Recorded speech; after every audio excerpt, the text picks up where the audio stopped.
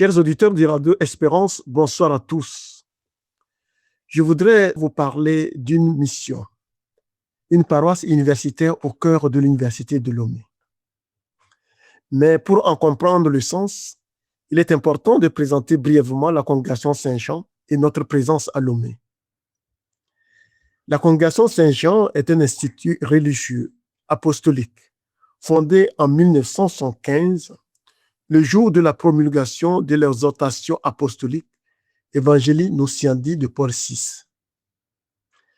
Cette coïncidence n'est pas seulement chronologique, elle est profondément dynamique, elle est profondément symbolique. Dès son origine, en effet, notre communauté s'est inscrite dans le dynamisme missionnaire voulu par l'Église à la suite du Concile Vatican II. Les frères, prêtres ou non, se mettent au service de l'Église en menant à la suite du Christ, chaste, pauvre et obéissant, une vie de consécration religieuse et de communion fraternelle en vue de la mission. Avec les sœurs apostoliques de Saint-Jean, les sœurs contemplatives et les oblats séculiers, nous formons la famille Saint-Jean, unis dans un même esprit et un même élan apostolique. Notre charisme s'inspire de la figure et des écrits du disciple bien-aimé Jean l'Évangéliste. Il peut se résumer ainsi. À la suite de l'apôtre Jean, vivre ensemble en amis du Christ et témoigner de sa lumière et de son amour. Nous recevons l'appel de Dieu à la suite du Christ dans l'esprit de Saint Jean. À son école, nous voulons suivre l'agneau et demeurer auprès de lui. La contemplation du Christ est au cœur de notre vie. Elle nourrit notre prière, éclaire notre intelligence et oriente toute notre mission. Témoin privilégié du mystère pascal, Jean a reposé sur la poitrine du Seigneur. Il a vu le sang et l'eau jaillir du côté transpercé. Au tombeau vide, il a cru. Cette proximité avec le mystère du Christ inspire notre propre consécration. Ces écrits, lus en communion avec toute l'Écriture dans la tradition vivante de l'Église, nourrissent notre foi et soutiennent notre élan missionnaire. Suivre Jésus à la manière de Jean implique une amitié personnelle avec le Seigneur. Cette amitié se vérifie dans la fidélité à ses commandements et tout particulièrement dans celui de la charité fraternelle. Aimez-vous les uns les autres comme je vous ai aimés. Jean 13, 34. Avec Jean, nous recevons également la Vierge Marie comme mère au pied de la croix. À son école, nous apprenons la fidélité humble et quotidienne à notre vocation. Être consacré dans la vérité signifie offrir toute notre personne au Christ en nous laissant sanctifier dans toutes nos dimensions, affectives, intellectuelles et morales. Cela implique une recherche exigeante de la vérité, aussi bien dans l'étude que dans la vie communautaire et apostolique. La quête intellectuelle n'est pas dissociée de la vie spirituelle. Elle en est l'expression. De cette spiritualité découle notre manière d'être présent au monde. D'abord, notre témoignage s'exprime par une amitié avec le Christ. Nous désirons aider chacun à découvrir que la foi chrétienne n'est pas d'abord une doctrine abstraite, mais une rencontre vivante avec le Christ. Cette rencontre peut s'épanouir en une véritable amitié. Nous croyons que tout homme est appelé à cette communion personnelle avec le Seigneur. Deuxièmement, la recherche de la vérité. Nous voulons partager avec ceux que nous rencontrons une authentique recherche de sagesse. Réfléchissant avec eux sur l'homme, sa dignité et sa vocation, nous cherchons à rendre raison de l'espérance qui est en nous. La première épître de Saint Pierre au chapitre 3, verset 15. La foi ne craint pas le dialogue, elle l'encourage. Et puis en troisième lieu, notre manière d'être présent au monde, c'est pas la communion fraternelle. Notre lien avec le Christ se déploie dans la vie fraternelle. La communauté n'est pas un simple cadre pratique. Elle est un témoignage. Nous espérons ainsi manifester la charité à laquelle Dieu appelle tous les hommes et qui trouve son accomplissement dans le mystère de l'Église. C'est dans cet esprit que s'inscrit notre mission à Lomé. En 2002, l'évêque de Lomé a confié l'aumônerie universitaire aux frères de Saint-Jean. 3 ans plus tard, en 2005, la paroisse universitaire était officiellement érigée. Ce choix pastoral exprimait une intuition forte, être présent là où se forment les intelligences et les consciences. Aujourd'hui, plus de 70 000 étudiants fréquentent le campus de l'Université de Lomé. Ils viennent de toutes les régions du pays, porteurs de la diversité culturelle du Togo, de ses défis et de ses promesses. Cette année, nous sommes 6 frères engagés dans cette mission, 4 prêtres et 2 frères en formation. Notre présence quotidienne s'exprime à travers la célébration de l'Eucharistie, l'accueil pour les confessions, l'accompagnement spirituel, l'enseignement et la formation doctrinale, l'écoute attentive des étudiants. Il s'agit d'un service humble, mais profondément déterminé. Accompagner une génération appelée à devenir les responsables de demain, afin qu'elle unisse compétences professionnelles, droiture morale et foi vivante. Pourquoi une paroisse au cœur de l'université? Oui, vous pourriez légitimement poser la question.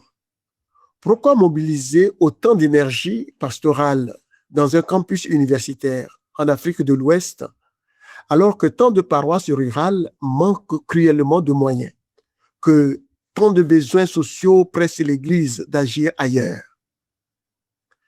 La réponse touche à la nature même de la mission de l'Église. L'université est un lieu stratégique, non seulement parce qu'elle rassemble un grand nombre de jeunes, mais parce qu'elle est le lieu où s'élaborent les visions du monde.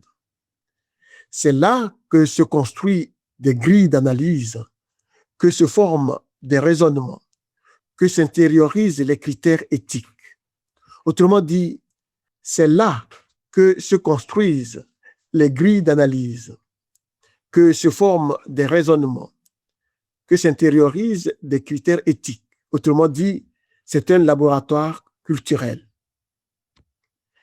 Déjà, Saint Paul avait compris l'importance de rejoindre les centres intellectuels. Lorsqu'il se rend à l'Aréopage d'Athènes, dans les Actes des Apôtres, au chapitre 17, versets 22 à 34, il ne fuit pas le débat philosophique. Il y entre avec respect et audace. Il annonce le Christ au cœur même du lieu où se pense la cité. De manière analogue, une université contemporaine constitue un aéropage moderne, un espace où la foi doit dialoguer avec la raison. Le magistère de l'Église n'a cessé de souligner cette responsabilité. L'intelligence humaine, lorsqu'elle est éclairée par la foi, atteint sa plénitude.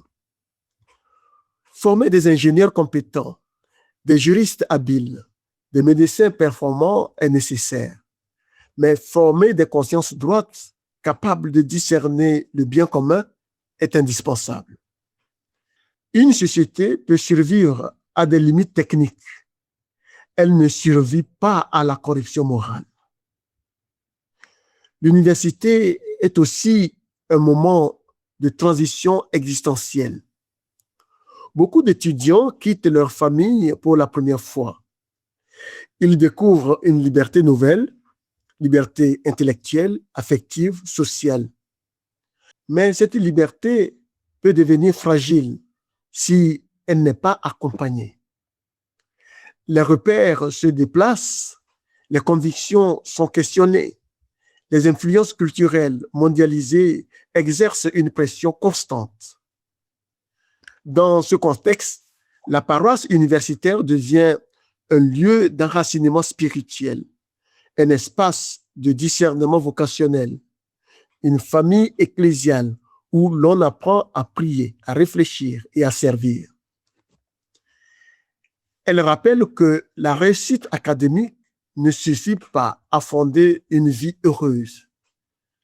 Comme le dit notre Seigneur Jésus-Christ, que sert à l'homme de gagner le monde entier s'il vient à perdre son âme.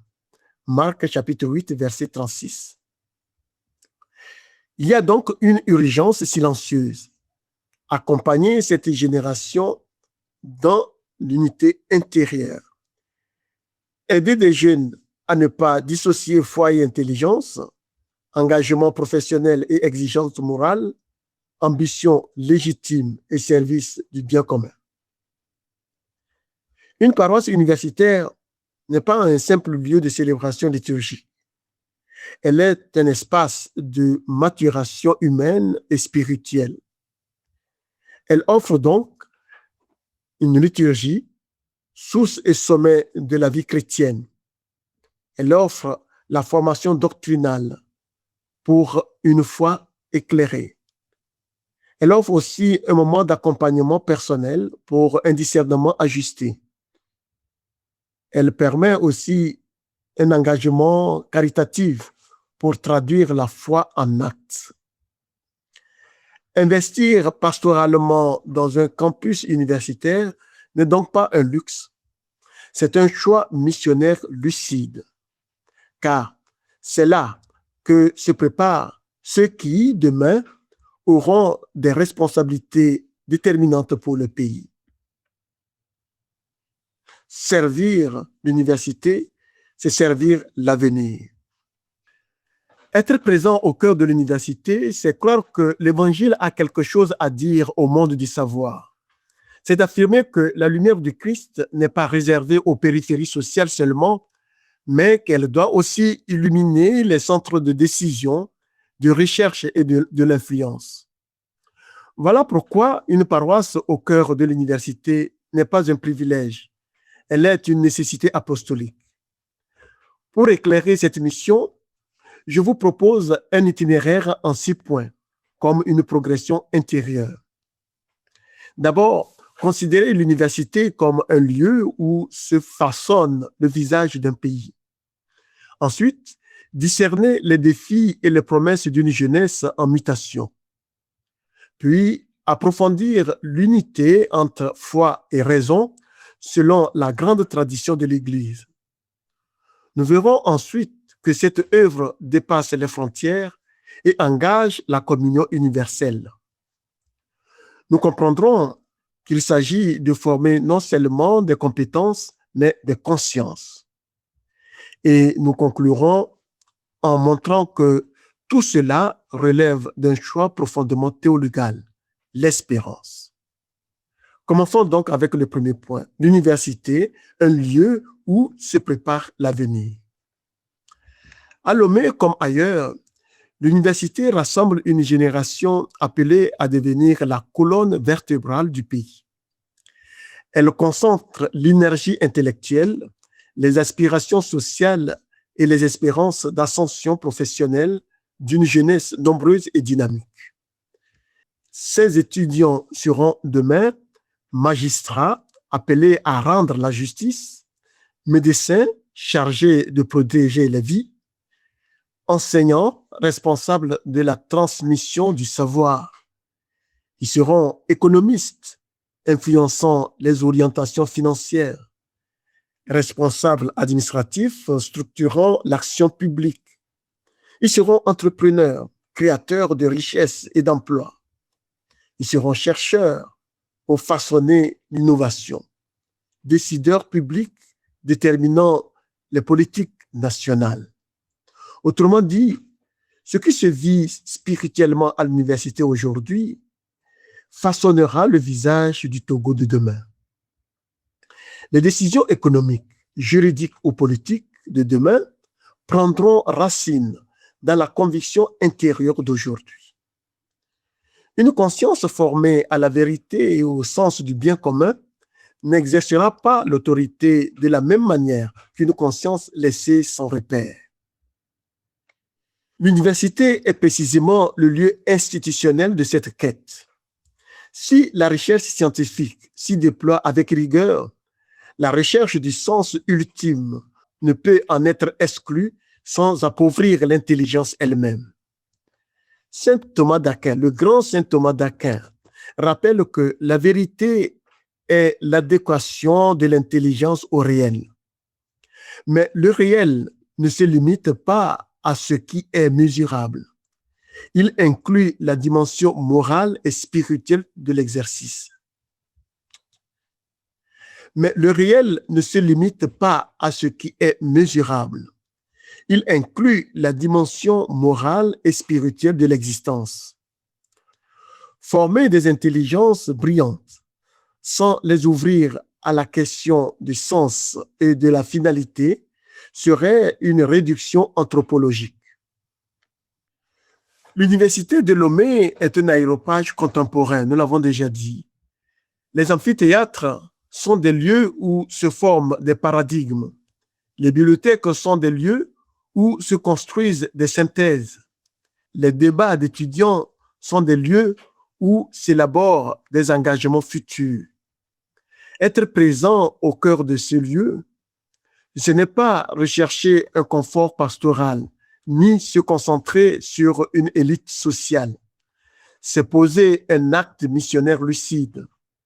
C'est reconnaître que l'Évangile n'est pas réservé à la sphère privée, mais qu'il a une dimension. C'est reconnaître que l'Évangile n'est pas réservé à la sphère privée, mais qu'il a une portée publique et culturelle. Croire en l'incarnation signifie que la foi peut habiter tous les espaces humains.